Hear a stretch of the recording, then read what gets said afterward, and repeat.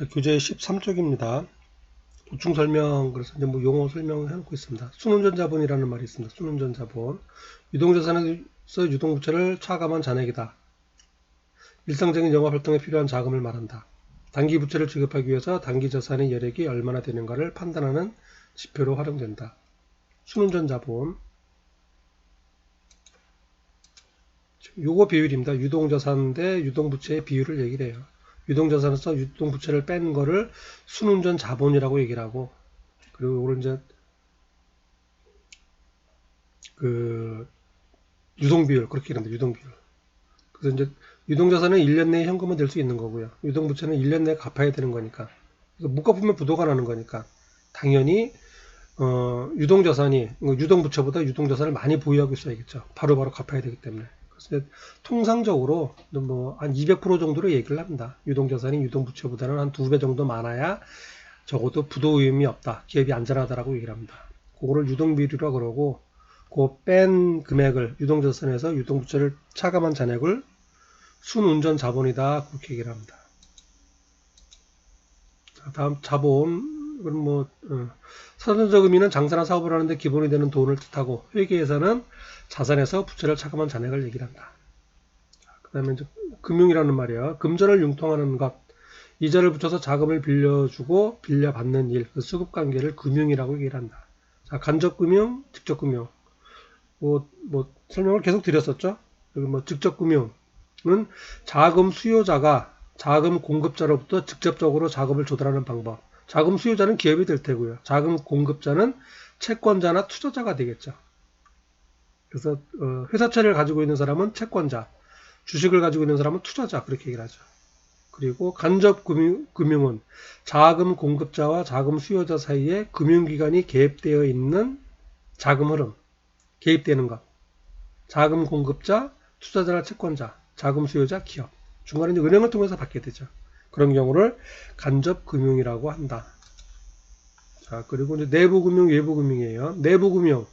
기업의 소유 자금을 내부에서 조달하는가, 외부에서 조달하는가. 기업 외부에서 조달하는 거, 외부금융. 뭐 차입금이나 그 다음에 주식 발행하는 거 전부 다 외부금융이 되겠죠. 반대로 내부금융은 아까 그 유보금 있었죠. 유보금, 잉여금 같은 거, 잉여금을 갖고 이제 뭐 하는 것 그런 것들은 내부금융이다 그렇게 얘기를 합니다. 기업 내부에 적립되어 있는 거, 유보된 자금을 가지고 사용하는 것, 그거를 내부금융 그렇게 얘기를 합니다. 자, 그다음에 또 이제 운전자금 대출, 시설자금 대출 그런 용어도 있어요. 운전자금 대출, 기업이 판매비와 관리비 등과 같이 생산활동이나 판매활동 등에 소요되는 자금 조달하는 경우. 되게 이제 1년 이내죠, 통상적으로. 기업을 운영하는데 바로바로 들어가는 돈이란 얘기예요. 그 다음에 시설자금. 기업이 공장 건물, 신중축, 공장 매입, 기계류 등 각종 설비 구입, 설치, 업무용 건물 신중축 매입, 임대사업자의 시설물 보수, 리노베이션 등의 자금을 조달하기 위한 것. 장기간 사용하는 거죠. 그 돈을 쓰는 게 장기간 묶여 있는 걸 얘기를 하죠. 그거를 시설 자금 대출 그렇게 얘기를 합니다. 자, 그리고 이제 그 다음 페이지는 이제 실무적으로 이제 뭐 대출이 이루어지는 것에서 이제 그 절차가 나와 있어요. 이제 그 실무적인 거니까 그냥 한번 살펴보시기 바랍니다. 뭐 대출 상담부터 이렇게 해갖고 나중에 계획한 다음에 실제 내 통장으로 돈이 들어와서 하는 것.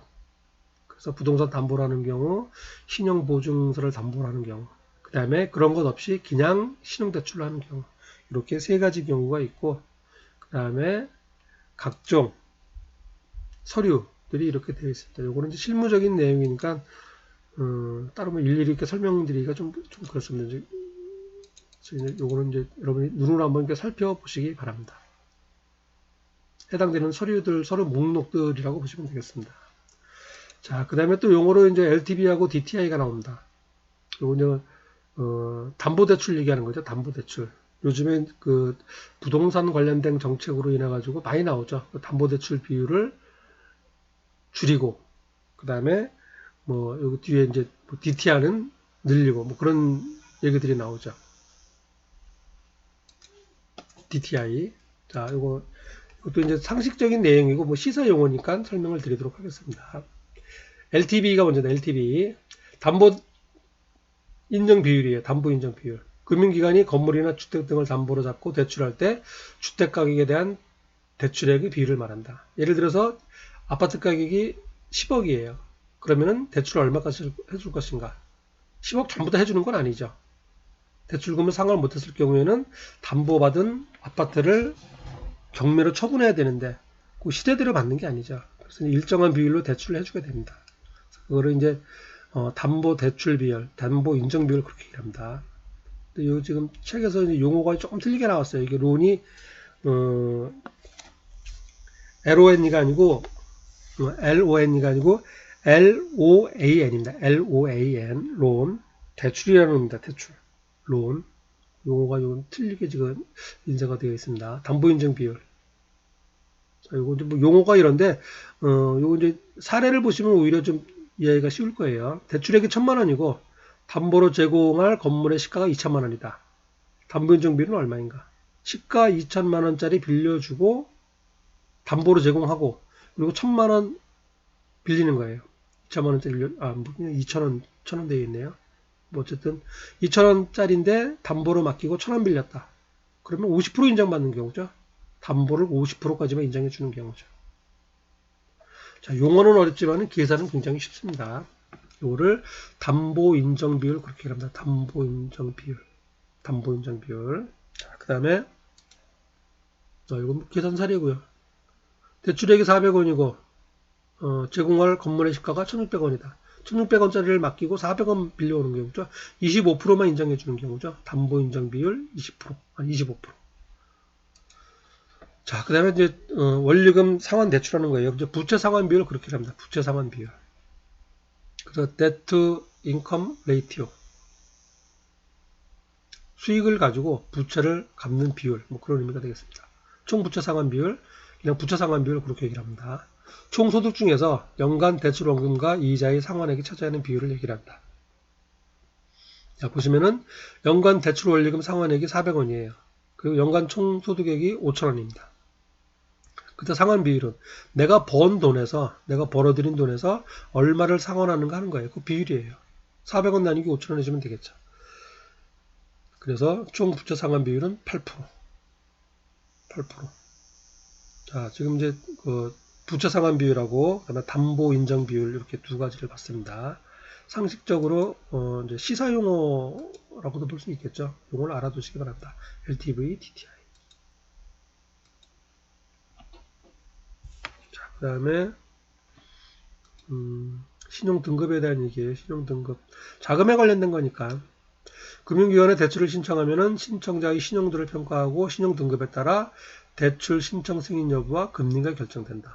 그러니까 뭐 은행에 가서 돈을 빌리라고 그러면은 신용 평가를 하죠. 신용 평가 뭐 금융기관에서 하는 게 아니고 신용 평가 기관이 있습니다. 그 기관에서 뭐 이런저런 걸 가지고 이제 신용 평가를 해주면은 그 신용 등급에 따라서 대출을 해주기도 하고 안 해주기도 하고 또는 해주더라도 얼마까지 해주고 그리고 금리가 결정이 되죠. 신용 등급이 낮은 사람한테는 금리가 좀 높게 적용이 될 테고요. 신용 등급이 높은 사람한테는 조금 낮은 금리가 적용되겠죠. 은행 입장에서 보면은 대출금을 그러니까 받지 못할 가능성이 있으니까 되돌려받지 못할 위험이 있으니까 신용도가 낮은 사람한테는 아무래도 보다 높은 금리를 적용한다라고 보시면 되겠습니다. 그래서 기업 입장에서도 갑작스러운 자금 부족에 대비하기 위해서 평소 좋은 신용 등급을 유지하기 위해서 노력할 필요가 있다.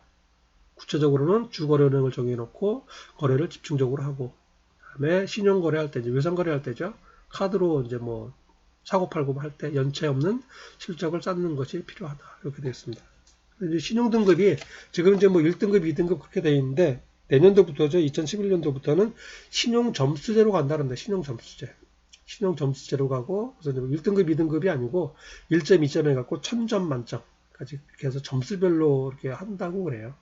그렇게 이제 예정이 되어 있고 그 다음에 신용 등급에 영향을 미치는 요소가 이제 네 가지인데 지금 조금 좀 말로 설명을 그냥 드리겠습니다. 부채 규모, 부채가 얼마나 있는가. 그 다음에 부채의 형태, 마이너스 통장인가, 담보대출인가, 뭐 일반 신용대출인가 하는 거죠. 그 다음에 상환 이력, 그동안 언제 빌려서 얼마를 갚았고, 언제 빌려서 얼마 갚았고, 얼마 갚았고 하는 거 상환 이력. 그 다음에 신용거래 기간, 대출을 이제 부채가 발생한 게 언제고 갚은 게 언제고 또 받은 게 언제고 갚은 게 언제고 또 신용 기간이 있겠죠. 이렇게 부채 규모, 부채의 형태, 부채 상환 이력, 신용 거래 기간 네 가지를 가지고 신용 등급을 평가한다 그래요. 그리고 이제 신용 평가 기간이 뭐 마이크레딧 있고요. 그다음에 이제 코리아 크레딧 뷰 뭐 이렇게 신용 평가 기간이 있다고 그럽니다. 저도 이제 이런 것들은 이제 뭐 제가 이제 실무자라 그런 게 아니기 때문에 예, 그 인터넷상에서 확인해서 이제 아는 내용들입니다. 신용평가 기간에서 네 가지 요소, 부채 규모, 부채 형태, 부채 상환 이력, 신용거래 기간을 가지고 신용 등급을 결정을 한다. 그리고 요즘에 이제 그 인터넷상에 들어가서 그 사이트로 들어가면은 요 마이크레딧하고 코리아 크레딧뷰 여기 들어가시면은 자기 신용 등급을 바로 확인할 수 있다 그래요. 뭐 은행에 가서도 당연히 확인이 되고요. 그렇다 그럽니다. 그리고 이제 여기까지가 이제 그 자금의 조달과 운용이 되겠고요. 자금 운용은 이제 아까 그 1교시 때 잠깐 이제 말씀드린 내용이 전부입니다.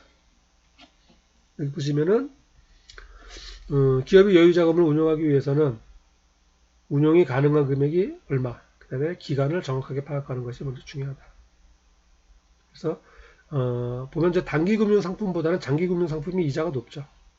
그렇다고 장기 금융 상품에다만 다 투자해 놓으면 토지를 사는다거나 뭐 건물을 사는다거나 또는 그 장기 금융 상품 몇 년짜리 뭐 정기 예금에 가입해 놓는다 그러면은 수익성은 놓지만은 자금이 묶이게 되는 경우죠. 자금이 묶이면은 내가 유동성 부족을 겪을 수가 있죠. 부채를 못 갚는 상황이 발생한다는 얘기입니다. 따라서 적정하게 적정 유동성을 확보되어야 된다는 얘기예요. 적정 유동성을 확보해 놓고 그거 외에 적정 유동성을 추구하는 여유 자금은 이제 그 수익성 높은 곳에 투자하고 그 다음에 그렇지 않은 금액, 적정 유동성에 근접되어 있는 그쪽 금액은 현금으로 가지고 있거나 황금성이 높은 곳에 투자를 해놔야 된다 그런 얘기입니다. 자, 그게 자금의 운용이 되겠습니다.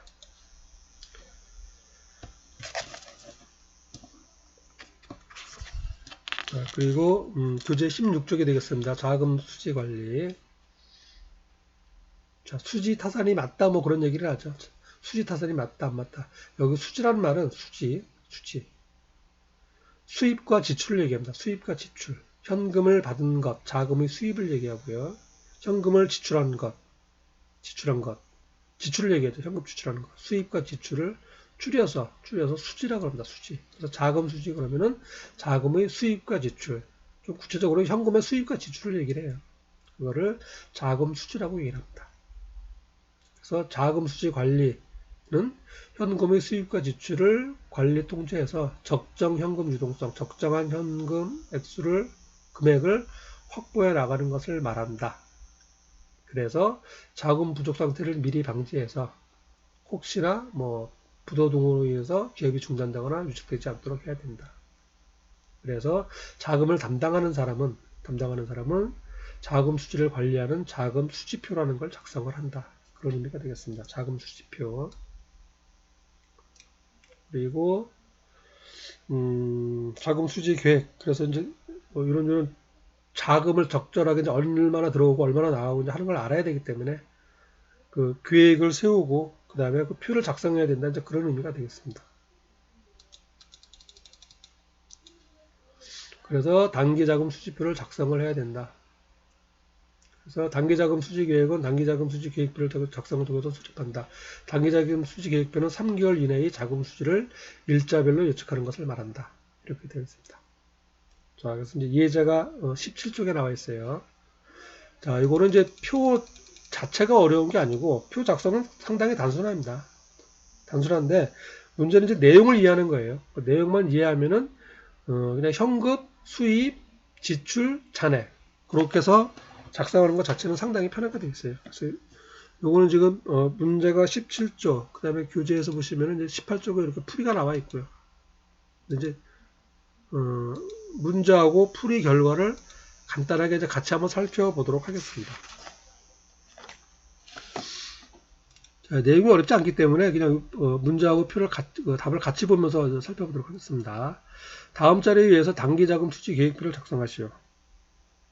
자, 뭐 교재에서도 이제 용어가 좀 뭐 단기자금 수지 계획표, 뭐 자금 수지표, 자금 계획표 이렇게 나오는데 전부 다 같은 말이라고 보시면 됩니다. 자금 수지표, 자금 계획표, 자금 수지 계획표.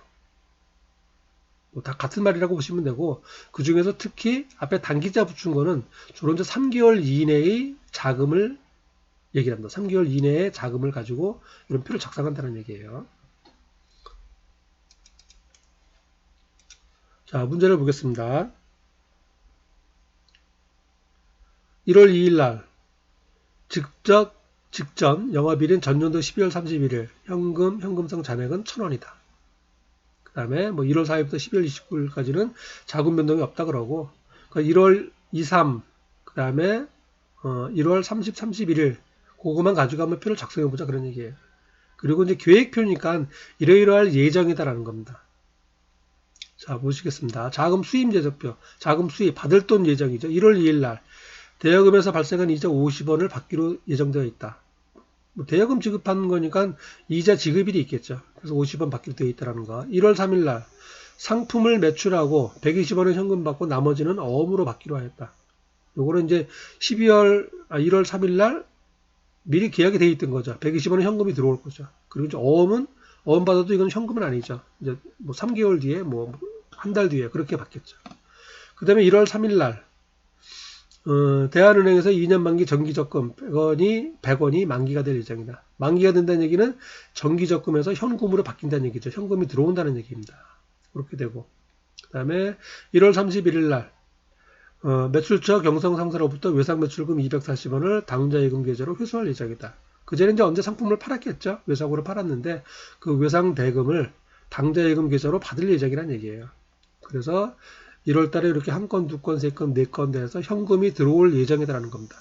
물론 현금만이 아니고 요건 현금, 요거 만기가 됐으니까 예금으로는 있는 거죠. 예금으로 있는 거고요. 요거는 당좌예금 계좌로 들어온다는 얘기죠. 자, 그렇게 되고, 그 다음에 자금 지출에 대한 얘기예요.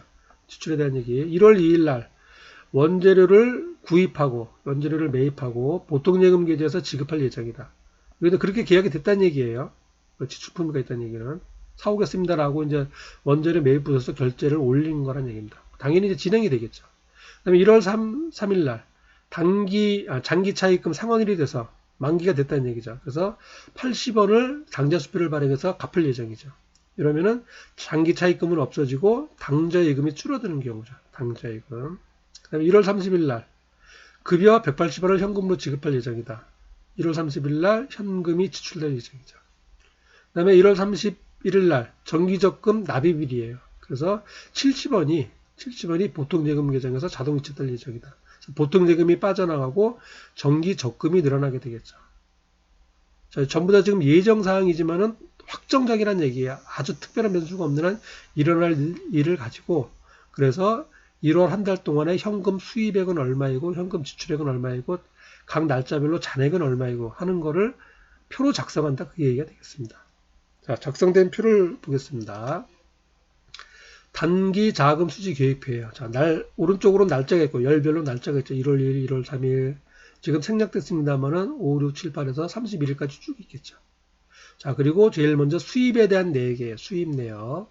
그리고 날짜별 수입 내역, 영업수익, 영업외 수익. 영업수익은 상품 매입 매출과 관련된 거고요. 수입이니까 주로 파는 거겠죠. 영업외 수익, 영업과 관련 없이 들어오는 겁니다. 대표적인 게 이자 수입이 있습니다. 기타 있고요. 자, 그 다음에 수입 내역 밑에는 지출 내역이 있어요. 역시 영업과 관련된 것, 판매비와 관리비까지 되는 겁니다. 원재료 매입, 그 다음에 인건비 등등 있고요. 영업외, 주로 이자에 관련된 것들이죠. 지출 얼마. 그 다음에 기타, 재무활동에 관련된 것들입니다. 차입금 상환하는 거, 뭐 대여금 뭐 그런 것들입니다. 그래서 수입, 지출, 그 다음에 여기 보시면은 얼마나 변동됐고, 그래서 당일 잔액, 그런 것들이 나타나 있어요. 그 다음에 따로 차입금에 대한 얘기도 있고, 그렇습니다. 자, 표를 볼까요? 자, 1월 2일 날, 앞에 좀 문제하고 좀 따로 있어서 1월 2일 날 것만 보면은 전년도에 넘어온 게 1,000원이 있고요. 그 다음에 받을 돈 대여금 이자가 50원 있고, 그 다음에 원재료로 지급할 3,000원 지급할 예정이죠. 300원 지급할 예정이죠. 자, 보도록 하겠습니다. 1월 2일 날 전일 잔액, 그러니까 1월 1일 전년도에서 넘어온 거죠. 12월 31일, 1월 1일, 1월 2일 넘어온 겁니다. 1,000원이 넘어왔고요. 그 다음에 이자 받을 돈이 50원 있고요. 그래서 오늘 수입 총계는 50원이 되는 겁니다. 1월 1일 날은 수입 총계는 50원. 그 다음에 지급은 원재료 구입으로 300원 갚을 예정이죠. 50원 받고 300원 갚을 예정이니까 지출 총계는 300원이고 순자금은 50원 받고 300원 지급이니까 마이너스 250이 되죠. 마이너스 250. 그리고 현금 및 현금성 자산 당일 잔액은 아까 여기 보시면은 1,000원 받은 게 있었죠. 1,000원 넘어오고 수입은 50원이고 지출은 300원이고 그러니까 당일 잔액은 250원이 되는 거죠. 250원.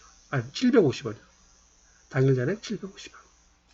여기선 지금 어디까지 지금 기록하는 거냐면은 현금, 보통예금, 당좌예금을 기록하고 있는 거예요. 지금. 현금, 보통예금, 당좌예금. 그래서 묶어가지고 현금 및 현금성 자산 명칭으로 기록을 하고 있는 겁니다.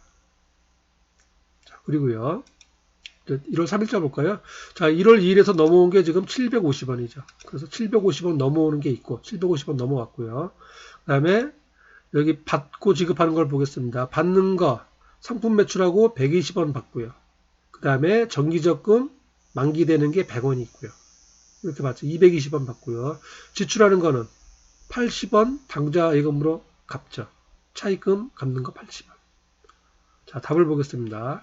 들어오는 것 상품 매출하고 120원 받고 그 다음에 예적금 만기가 돼서 현금으로 받는 거죠. 아니면 그 통장 속에 있어도 언제든지 찾을 수 있는 거니까 100원이 있습니다. 그래서 수입 총계는 220원, 넘어온 돈 750원, 수입 총계 받은 거 220원, 그리고 지출한 거는 차입금 갚느라고 80원 갚았습니다. 지출 총계는 80원. 그래서 순자금 변동은 수입 220원, 지출 80원. 그래서 140원이 들어왔습니다. 아까 750원 있었죠. 넘어온 돈이. 750원에서 140원 늘어났으니까 당일 1월 3일 날 잔액은 890원이 되는 겁니다. 890원. 그리고 이제 부채에 관련된 건 없어요. 지금. 차입금에 관련된 거는. 그래서 890원이 넘어가는 거겠죠. 중간에 이제 거래가 없다 그랬으니까 1월 30일로 넘어가는 겁니다. 890원. 그리고 이제 거래 내역을 보면은 받을 돈은 없고 줄 돈만 있죠. 급여만 180원이 있습니다. 그래서 1월 30일 날 수입은 없고 지출만 영업지출 인건비 180원. 890원에서 지출만 180원. 남아있는 거는 710원. 그래서 넘어가는 게 710원이 되는 거죠. 자, 그리고 이제 말일날 들어오는 돈 외상매출금 당좌예금으로 들어오죠. 240원이 들어오고요. 나가는 돈은 정기적금 나가는 거 70원. 240원 들어오고 70원이 나갑니다. 그래서 1월 31일 날 수입액 예산이 240원. 그리고 지출은 예정이 70원. 정기적금 납입하는 거. 그래서 240원 들어오고 70원이 나가니까 순자금 변동은 170원. 어제 넘어온 돈이 710원. 오늘 순수하게 늘어나는 돈이 170원. 그래서 현금 및 현금성 자산 당일 잔액은 880원. 이게 단기 자금 수지 계획표가 되겠습니다. 이게 얼핏 보면은 복잡한 것 같기는 해도 실제 내용을 하나하나 따져보면은 어려운 게 하나도 없죠. 복잡할 것도 없고 그냥 칸 만들어서 그냥 금액 채워놓는 것밖에 없습니다.